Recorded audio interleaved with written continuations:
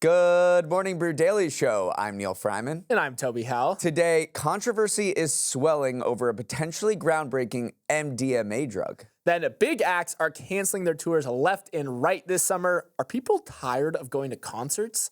It's Monday, June 3rd. Let's ride.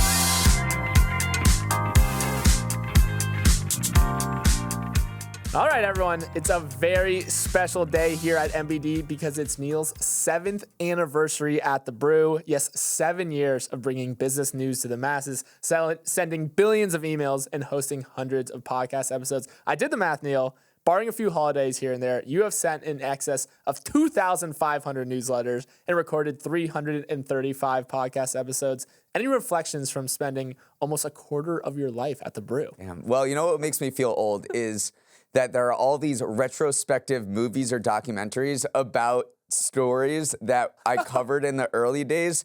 And usually it's because something as terribly bad has happened to them. So there's now been documentaries or movies about MoviePass, HQ Trivia, WeWork, Theranos, and Elizabeth Holmes, Firefest. So all that stuff happened, and we were talking, and we would, write newsletters about it or talk it like you and I are now. Are any of those topics ones you wish you were here to talk about? I mean, so many of them have continued 7 years later, and we're still talking about them today. Listen, before I worked at the Brew, I was a fan of the Brew, so I felt like I lived those alongside you just as a consumer as well. But I know I speak from a lot of people when I say the Brew would not be what it is today without you showing up each and every day. So everyone at home, join in celebrating Neal's year number 7 at the Brew. Now let's hear a word from our new sponsor, Yahoo Finance. Yes, you heard that correctly. Our Purple Prince is back. OG listeners of the podcast will remember what it's like to have the global leader in financial data and news riding shotgun to MBD every morning. And newer listeners, you are in for an absolute treat. With Yahoo, you get a one-stop solution with trusted news, market data, innovative tools. It's the perfect side dish to complement your MBD entree every morning. We're going to be telling you all about the brand that's behind every great investor over the next few weeks. So lock in, bask in that purple glow, and get ready to dominate the market with the tools and insights Yahoo brings to the table. If you want to get in on the fun, download the Yahoo Finance app on the Play and App Store for real-time alerts on news and insights tailored to your portfolio and stock watch lists. There have been signs that the psychedelic drug MDMA has been rolling toward FDA approval to treat PTSD, but a new study has raised some questions and put some bumps in the road ahead of a big regulatory meeting with drug experts tomorrow. A company called Lykos Therapeutics tested 195 adults with moderate to severe PTSD and claimed that those who received the drug combined with talk therapy were more likely to be in remission at the end of the trial than those who didn't. It's a good sign, right?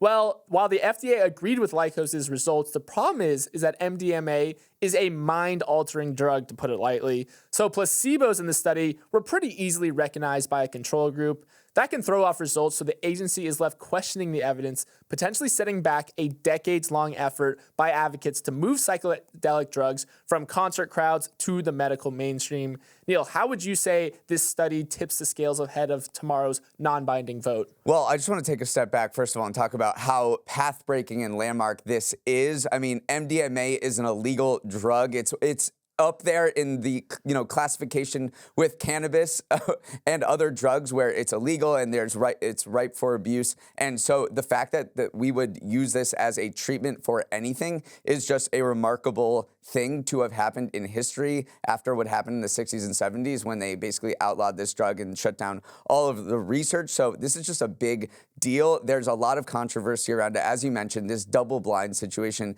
is really bad from a scientific method point of view. This double-blind thing is a gold standard where you don't want to have any of the patients or any of the people administering the experiment knowing who's getting the placebo and who's not getting the placebo. And it appears that with something like MDMA, it's tricky anyway to give someone a placebo because it's pretty clear whether you're getting it or not. Feels like this has completely failed in this experiment. Of course, the experimenters, the company behind this says, yeah, we worked with the FDA. Everything is completely kosher here, but there is a lot of controversy around it as both the FDA and this independent body of experts has come out and saying these results are just not completely effective or efficable. Yeah, That's not a word. right now, antidepressants are the only FDA method approved drugs to treat PTSD right now. So this would be a major shift if you introduce MDMA, if you reclassify it as a prescription medicine and take it away from that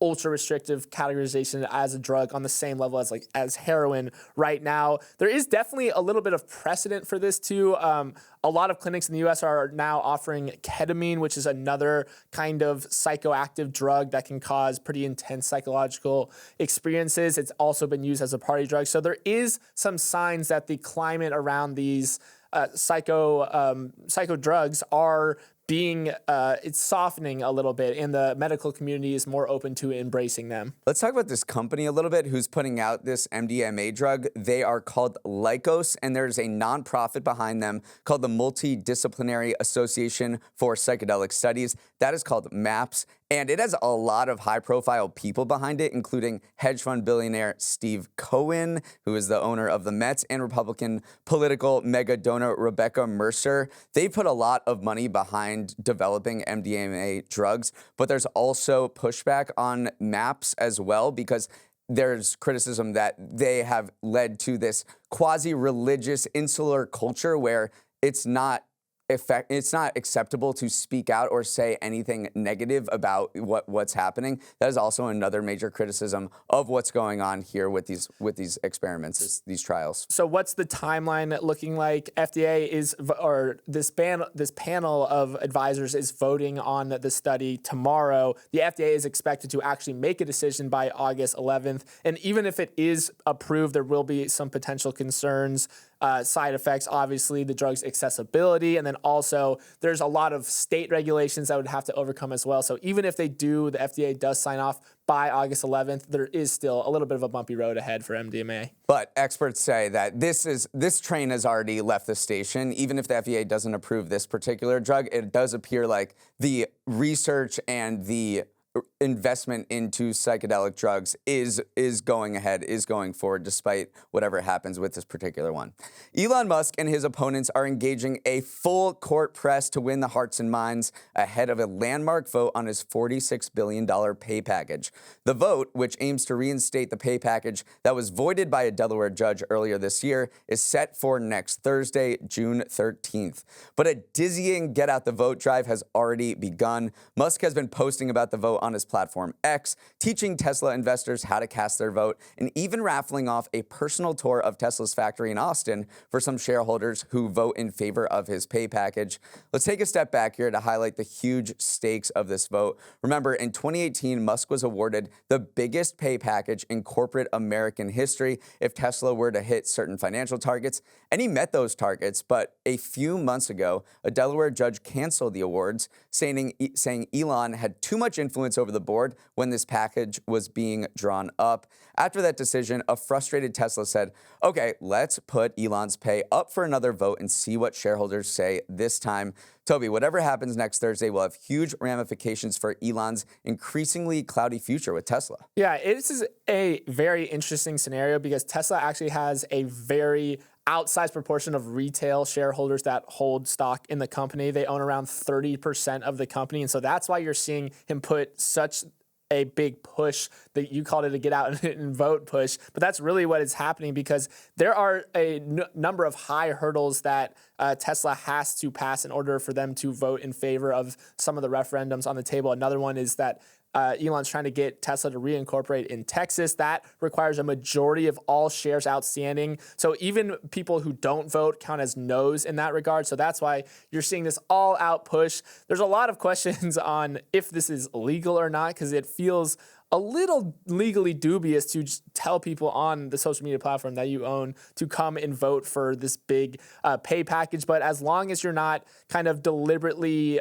misleading shareholders with misinformation or anything like that, it does seem to be legal. But just kind of an unprecedented and unique scenario that only Elon can find himself in the middle of. Right, because individual investors, I'm sure a lot of people listening to this, get those proxy notes in the mail saying you're a shareholder of Disney or Tesla or whatever, vote in our annual meeting. And does anyone actually vote in that? And the answer is no. Have you voted? No, but I do have those letters that just pile up. And they just pile up. And the fact that Tesla has so many retail investors is a sign that it needs to get these people who typically don't vote in shareholder corporate shenanigans like this. Like, why would anybody ever vote on anything in a corporate matter that's not a major shareholder? So that's why they're doing this big get out the vote campaign. Typically, whatever happens in these corporate annual meetings comes down to whoever the big guns do, the big institutional shareholders like the BlackRocks of the world. And they pay attention to these two proxy advisory groups that do analysis on various shareholder proposals and tell them to vote one way or another. They are called Institutional Shareholder Services and Glass Lewis. And in this respect, in this vote, both of them came out against Elon's pay package and said, look, the whole point of the pay package is for Elon to focus on Tesla and to put investment and time in that so he hits these particular targets. Well, he's saying he has 6 other companies going on at the same time. I don't think this pay package is doing its job of getting him to focus on Tesla. So that has been one of their main criticisms of telling people why they shouldn't vote for his pay package. If you had to guess right now, do you think it gets approved or not? They're saying it's going to be a tight vote. I think it comes down to whether the average Joes, the average Tesla investors in the world are swayed by Elon and vote on his pay package. I mean, if you look at his track record, it's been up and down at Tesla, but mostly way up. When this was awarded in 2018, Tesla was nowhere near big as it is now, and he built it into the biggest, most valuable auto company in the world. And so that's why the board chair, Robin Delholm, who's his biggest supporter, are saying, look, it worked. Like, you guys all made money. You're owning Tesla, and now it's worth a lot more because of what Elon did. That was a very diplomatic answer. I'm saying that as a soft maybe that you think will get approved. I have no idea. I will say it will. Okay, there we go. It's on record. If you are a super fan of Jennifer Lopez or the Black Keys, then I have some bad news for the 10s to 20s of you. Ooh. Your favorite artist has canceled their tour. J-Lo announced she was calling off her 2024 tour last Friday, while the Black Keys are downsizing from a stadium tour in favor of smaller venues. It's put a spotlight on the post-pandemic live music boom, as higher prices and consumer fatigue has impacted everyone not named Taylor Swift. Some of the evidence is anecdotal. You have probably seen screenshots of glaringly empty venues on ticketing websites going viral. But SeatGeek has also said that resale ticket prices to attend a summer concert are down to $213 from $257 a year ago. So there's some data to back up this summer's concert slowdown.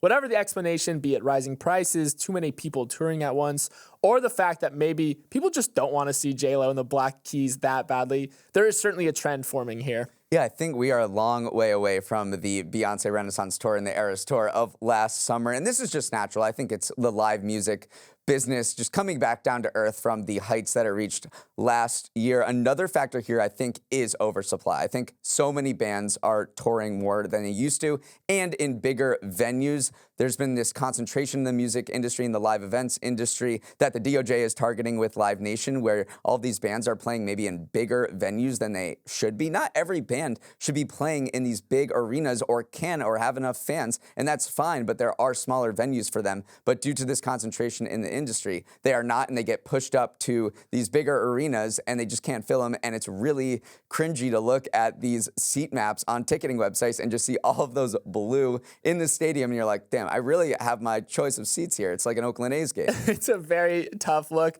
I think maybe it's just a skill issue, though. It's just a popularity issue for these artists, because for those artists that still are riding a very peak wave of popularity right now, you look at Olivia Rodrigo, her Guts tour, the average resale price on that is $571. Morgan Wallen's tour is $409. So there are still, if you look at the absolute apex, maybe not the apex, which is Taylor Swift and Beyonce, but just a step below that. Olivia Rodrigo's not. I don't think she's at that level yet, though. But it is true that part of this and a lot of this, it comes down to the actual artists themselves that are touring, because the ones that are still very popular are selling out their shows. Up next, It's Monday, which means it's Winners of the Weekend time. Welcome to Winners of the Weekend, where Toby and I share 2 things from this weekend that are taking a well-deserved day off from the gym this morning. I won the pre-show home run derby, so I get to go first. And my winner is Claudia Scheinbaum, who was just elected the first female president of Mexico in its 200-year history as a republic. In fact, she's the first woman to ever win a general election in the U.S., Mexico, or Canada. And it wasn't just any victory. She crushed in a landslide, earning up to 60.7% of the vote. She received the highest vote percentage in Mexico's democratic history. So yes, a landmark election in many ways. But who is Sheinbaum? Well, she's a climate scientist and the former mayor of Mexico City. She's also a protege of outgoing President Andres Manuel Lopez Obrador, or AMLO for short. As president, she'll likely expand on AMLO's policies that boosted social welfare for the poor, but she's also going to have to tackle this surging problem of organized crime. 38 candidates were murdered during this election cycle, making it the most violent in Mexico's modern history. Yeah, she is a trailblazer in every sense of the world. First women president, but also first Jewish person to be elected president of Mexico as well, especially for one of the world's predominantly Catholic countries. And she has quite a resume. PhD in energy engineering. She won a Nobel Peace Prize as part of a panel of UN climate scientists, and then she was governor of Mexico City as well. She has been battling this perception that she is maybe a pawn to her mentor, which is Andres Manuel Lopez Obrador, but she's kind of gone on the campaign trail saying like, no, I'm very much my own person here. Yes, he is a mentor of mine, but like I have my own agenda. And so that's been something that she has been battling against as she's won this election. Yeah, I mean, AMLO was popular, and a lot of that has to do with he's pouring money into these pension programs for the elderly and the poor, and his party has said that they've lifted millions of people out of poverty over the course of his term. And in Mexico, you actually just get one 6-year term, and that's it. So, you know, he is pointing to those wins. Plus, as we talked about on the show, Mexico is in a really interesting position as the shifts of global trade, the winds of global trade are shifting. You have China wanting to get access to the American market, but both Biden and former President Trump, whoever gets elected, look like they're going to raise tariffs on particular products from China, which means that China might set up shop in Mexico, which could be a huge boom for Mexico to get entry into the U.S. market. So they're in a really interesting position where they have a lot of opportunity in global trade, and they are now the U.S.'s largest trading partner, having eclipsed China last year. My winner of the weekend is none other than Dr. Pepper. DP has moved into a tie with Pepsi, according to sales value data from Beverage Digest, as the number 2 soda in America. Coke is still far and away number 1, but the second place spot on the pecking order that Pepsi has held for nearly 4 decades straight is under serious threat after a steady climb by Dr. Pepper over the last 20 years. You can point to heavy marketing efforts or new flavors, but it's an interesting distribution hack that has helped the doctor slowly make up ground. Usually soda fountains have either Pepsi or Coke products, the red and blue great houses of the $97 billion U.S. soft drink market. But Dr. Pepper has allegiances on both sides of the aisle, so it appears on both Coke and Pepsi-controlled soda fountains or restaurants. That ubiquity has helped introduce the brand to a wide swath of America and has led to its tracking down of Pepsi, like Prime Jonas Vingegaard. 23 flavors now in second place. Neal, what do you make of it? I don't know. Who's Jonas Vingegaard? He won the Tour de France last year. Yes. All right, so just so we're all clear about that. Yeah, Dr. Pepper has an incredible history. I mean, it's one of the oldest soda brands. It predates Coca-Cola or Pepsi. This pharmacist in 1885 wanted to build a drink that evoked the aroma of a drugstore, so he made this Dr. Pepper that infused 23 different flavors, cherry and vanilla. And I don't know, do you feel like you taste a drugstore when you're drinking it? I don't know what he did, what magic he was cooking up, but I love it. I do love that Dr. Pepper, they were polling consumers and say, like, what's your relationship like with Dr. Pepper? And a lot of them said that they treat it as almost a sweet indulgence, more so than like an everyday drink. So they've kind of leaned into that marketing and that positioning as this sweet treat. So I love it. Like, it is delicious. They've had a little social media groundswell too. There's been versions of like the dirty Dr. Pepper going viral where you mix in some lime juice, some coconut creamer, and some liqueur in there. So it just feels like it's having its moment right now, and I couldn't be happier. I love Dr. You Pepper. think it's gonna? You said you think it might dethrone Coke, but there's no way. No, not dethrone Coke, but it's dethrone Pepsi. I brought up this news item when we were traveling back yesterday, and I was like, "What? Pepsi is just such a weird brand. It's kind of stuck in the messy Yeah. middle, as we say, because back in the day, it used to be like a younger, hipper version of Coke, but now it's also old. So I do think that it's going to lose its grip because, what is the brand at this point? It's hard to really pin down. If you are listening to this podcast right now and you did Legos growing up, will you please raise your hand? And if you're listening to this podcast right now and you are still doing Legos to this day, will you please raise your hand as well? These are my kind of people, Neal. There are more of you out there than you might think, and Lego is more than happy to help you satisfy your brick building urges. It is rolling out a 4,383-piece set of the Cathedral of Notre Dame 5 years after the iconic structure nearly burnt to the ground. It's part of a broader collection of architectural masterpieces Lego is rolling out, specifically designed for adults, including Frank Lloyd Wright's Falling Water in the Guggenheim Museum. Legos for adults are so hot right now. Since the company started making toys specifically marketed to people 18 and over back in 2020, it has doubled its sales in the adult category. And the new A-full segment of their business, adult fans of Lego, now accounts for 20% of the company's sets for sale. Neal, I think we have enough space on our desk here for the Notre Dame. What do you think? It's going to be so cool. I mean, the coolest thing about this particular build is that the guy who designed it designed it in a way that you have to build it in the same stages as they built Notre Dame over the course of 900 years, because with these cathedrals, it takes a long time to build. But so as you're building it, that's the same stages that they did when they were building it originally. I don't know if the fire comes in at any point, but maybe when your kid comes over and knocks everything out. But I thought that was a really cool aspect of this particular set. Absolutely. And I do think that adult Lego fans are being more seen over the years right now. The head of the product group said that especially adults with high-pressure jobs, they are now seeing Legos as a way to unwind. Alex Lieberman, our friend and the chairman of Morning Brew, said he does Legos for exactly that reason. I do think it is just people are looking at it more as not a toy to play with, but a legit hobby. Like, say you're into making ceramics or making something else, Legos can be on that category of construction as well. So Legos just killing it too. Like, even compared to the wider slowdown in the toy market, their sales were up 4% last year, and it plans to open 100 more stores in the next 10 months. So Legos just riding this wave right now. Right, and they're not the only toy company that's seeing growth in kidults, which is this term for adults that play with toys. I mean, Build-A-Bear Workshop, 40% of their sales come from teens and adults at this point. It's really the fastest growing segment of the entire toy industry. So every toy company, the Mattels, the Hasbros, the Legos of the world, Lego is number one. They're going to be leaning in to start making toys for you and me as we get older, and especially that 65 plus age. I think they're going to start making toys for those people as that demographic gets bigger. Were you a Lego guy growing up?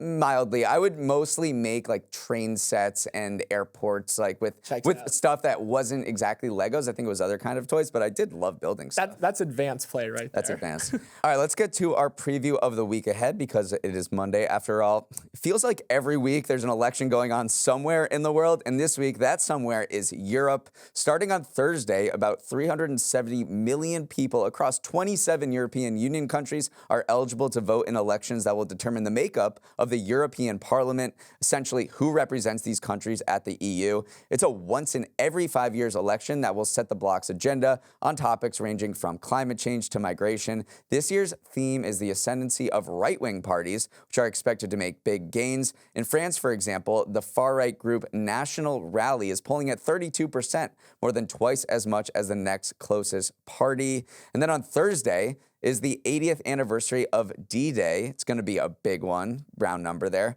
More than 60 World War II veterans have already flown to Paris to take part in what organizers believe could be the final major World War II commemoration involving living veterans. And then while in Normandy, France, the vets are going to be joined by President Biden and other heads of state on the date of the anniversary itself, June 6th. So it should be a major landmark event, major anniversary.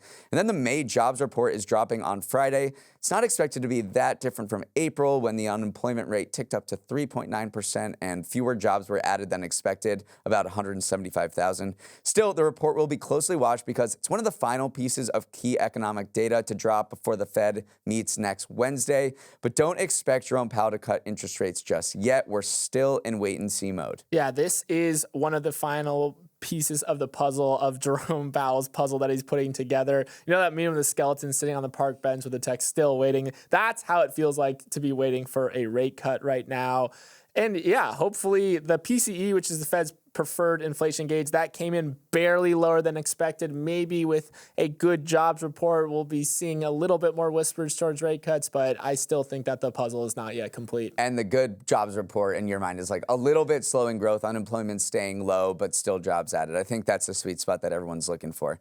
Over in sports, the Women's College World Series begins Wednesday, and Oklahoma, is just dominating the sport right now. They're seeking their 4th straight championship. Yeah, Dynasty Watch. Fun fact, Oklahoma just beat UCLA to advance to the semis. Tom Brady's niece plays for UCLA. Unfortunately, she went over 4 and UCLA lost 1-0, but there's a little fun fact about the Women's College World Series there. And then the NBA Finals are getting underway on Thursday with the Boston Celtics hosting the Dallas Mavericks. Can Boston break through against Kyrie and Luka? I think I'm rooting for Dallas here, and I don't think I'm alone with that sentiment either. I think most NBA fans outside of the Boston area are rooting for Dallas. We're used to that. In the NHL Stanley Cup Finals, the Florida Panthers and Edmonton Oilers are facing off in a series beginning on Saturday. Here's a fun fact. At 2,540 miles between Edmonton and Sunrise, Florida, it's the longest distance between Stanley Cup final opponents in NHL history. I mean, that checks out. I have not been to a Florida Panthers game. I am a Tampa Bay Lightning fan, though, so I guess represent Florida